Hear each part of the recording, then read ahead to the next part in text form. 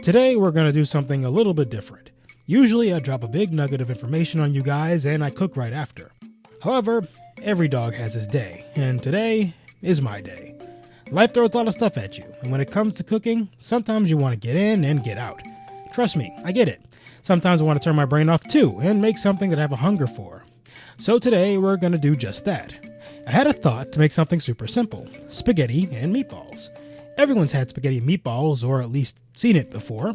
It's simple and quite delicious, and it's pretty easy to make. So let's make it. I'm going to make spaghetti and meatballs from scratch and just kind of freestyle it a bit as I go. So with that, let's get to cooking. We're going to start off with the meatballs today. This particular recipe comes from Chef Billy Parisi. The link will be in the description below. I will be deviating a bit, but feel free to follow either me or the recipe in full. It all starts off with a loaf of crusty bread, in my case a baguette. We're going to be making something called a panade, which is bread moistened by either water, milk, or stock of some kind. The recipe we're using today says to use water. To do this, we'll measure out 2/3 of our bread loaf and slice off the remainder. I'm also going to cut my bread in half to allow it to fit into the bowl that I have here. From there, we'll fill up the bowl with water until the bread is covered. In my case, I have to weigh the bread down to allow it to fully absorb all the water we need. You're going to want to let this sit for around 3 to 4 minutes. My bread was still a little bit solid after this, so I let it sit a little bit longer, about 5 or 6 minutes. Whatever the case may be, we're looking for the bread to become completely waterlogged when we return. Once this is achieved, strain the liquid from the bread and use your paws to squeeze as much water out as you can. Make that bread know who messed with it. That's right, you're the big dog in the kitchen, not that stupid bread. Once you've gotten as much moisture out of the bread as possible, keep the softened bread mush to the side while we prepare our vegetables.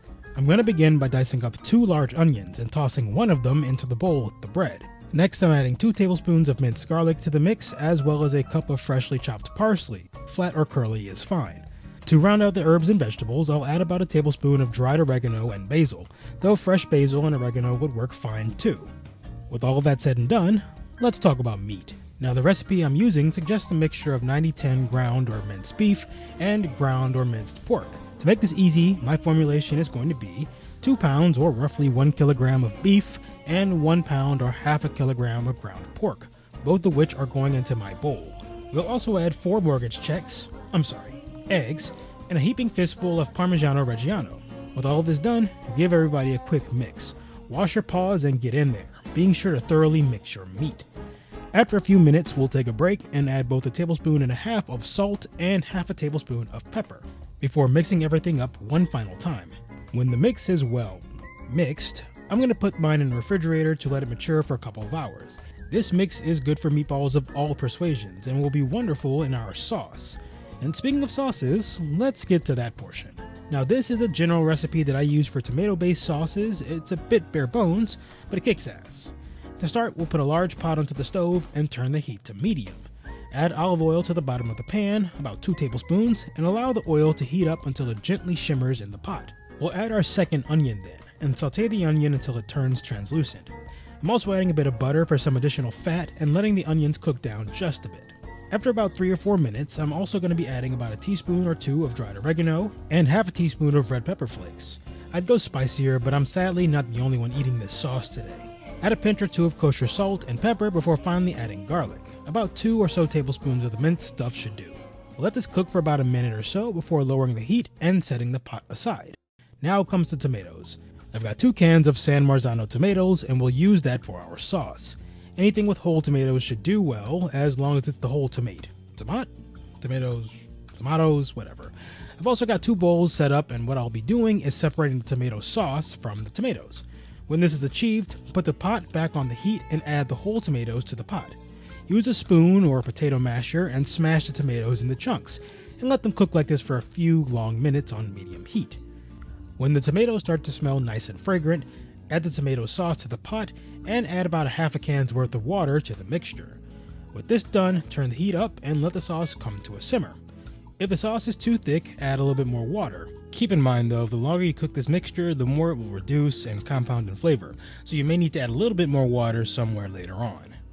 When the simmering is begun, we'll add ourselves a stem full of fresh basil and stir it into the sauce before turning the heat down and allowing it to simmer for around 3 hours or longer. You want the tomatoes to fully break down and for the sauce to not distinctly taste like tin. About an hour or so from finishing our sauce, we'll take our meat mix from the refrigerator and turn our oven to 425 degrees Fahrenheit or around 220 degrees Celsius to preheat. Using a tablespoon, or in my case, a cookie scoop, I'll begin to shape my meatballs. Add oil to a tin-lined baking sheet before using the scoop to portion out your balls. You can do the extra step and roll the scoop balls into your hand and plopping them onto the sheet, making this the most amount of ball-shaped objects you've held at any one time this year, I promise. With all the meatballs made, give them a quick spray of cooking spray, and when the oven is ready, place them in to cook for around 25 to 30 minutes, or until the meatballs are nicely browned. Looking at them, they look really good, and they taste really good too. They're herby and full of cheesy flavor and a whole bunch of other stuff like that. They're going to taste really good in anything meatball related, namely meatballs and spaghetti. For me, I'll be taking these meatballs and putting them into my sauce. Speaking of my sauce, it's been cooking for roughly 4 hours and the tomatoes have broken down nicely. The sauce will allow the meatballs to poach and allow the meatballs to flavor the marinara more deeply. We'll only need to let this go for around 10 minutes, which is perfect time for us to make a pot of pasta. Add salted water to a pot, and once boiling, throw in your noodles of choice. I have some type of linguine it seems, so I kinda lied about the spaghetti thing. Cook according to package directions, and after the pasta is al dente, cooked nicely, drain the pasta into a colander, but not before taking a cup and reserving some of the delicious pasta water. Now comes the final act. We worked really hard for this moment, and this will all happen really fast. Grab yourself a pan and place it onto the stove, set to medium. When the pan is hot, pour in 1 or 2 ladles full of sauce. Let the sauce warm up in the pan for about a minute before adding your desired amount of cooked pasta. Using a spoon or perhaps a pair of tongs, get your pasta incorporated into the sauce. After the pasta is all coated, use the reserved pasta water and add a small drizzle at a time. The pasta water is full of starch and it'll slowly thicken the sauce and make it nice and smooth. Get a bit classy and toss the pasta in the sauce a little bit, allowing for it to aerate and emulsify with the pasta water. Add more water in small amounts until the desired thickness is achieved. Finally, I'm adding a pat of butter and tossing it into the sauce to allow it to make it all glossy and sleek.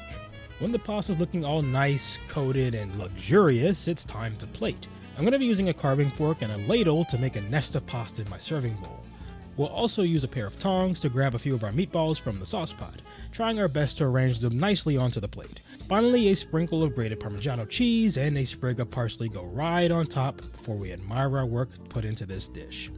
In tasting, the final bits of sauteing the sauce with the pasta takes things way over the edge. The sauce is silky, perfectly seasoned, and not too sweet or acidic.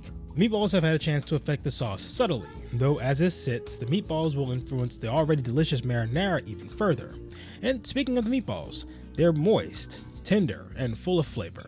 I'd have personally added a little bit more salt or seasoned salt to the mixture, but the base flavor is deeply delicious. I made myself a tomato and cucumber salad on the side and whisked this away to enjoy out of view of the camera. This meal was a success, and I recommend this to anyone who likes something low and slow and worth the effort.